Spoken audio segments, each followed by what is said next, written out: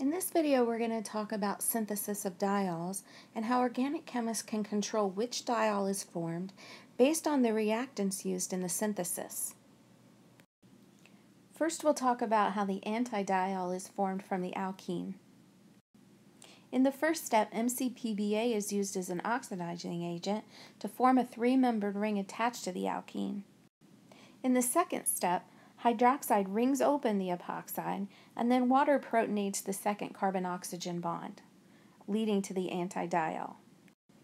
So let's take a look at how the synthesis of the antidiol actually works. When we take an alkene and we treat it with MCPBA, as shown here in the first step of the synthesis, we know that the peroxy acid actually transfers one of its oxygens onto the alkene, forming the epoxide.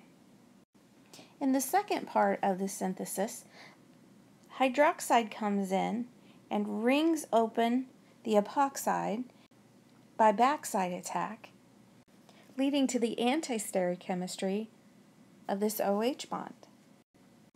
Then water comes in and protonates the negative oxygen bond, ultimately leading to the antidiol. Next, let's take a look at how the syndiol can be formed from the same alkene.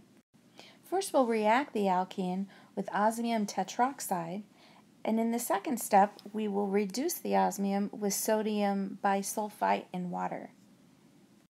So let's take a look at how this synthesis occurs. In the first step, osmium tetroxide approaches the alkene, and osmium has 4 double bonds to oxygen. This makes it a big flat molecule. Its shape is square planar. So as it approaches the alkene, both oxygens attach on the same side. So the electron pair from the alkene comes out and attacks one of the oxygens. This electron pair moves to osmium.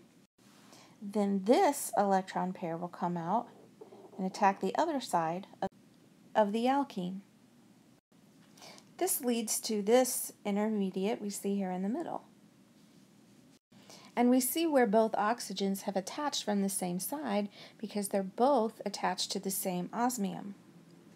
In the second part of this reaction, sodium bisulfite comes in and cleaves the osmium-oxygen bonds. This ultimately leads to the synthesis of the syndiol. It's also important to notice that both of these molecules are syndiols. They're actually the same molecule because they're meso to each other. In review, we have seen how organic chemists can control which diol is synthesized based on which reactants are used in the synthesis. By treating an alkene first with MCPBA and then hydroxide and water, we have seen how the antidiol can be formed. Alternatively, by first treating an alkene with osmium tetroxide and secondly with sodium bisulfite, the syndiol can be produced.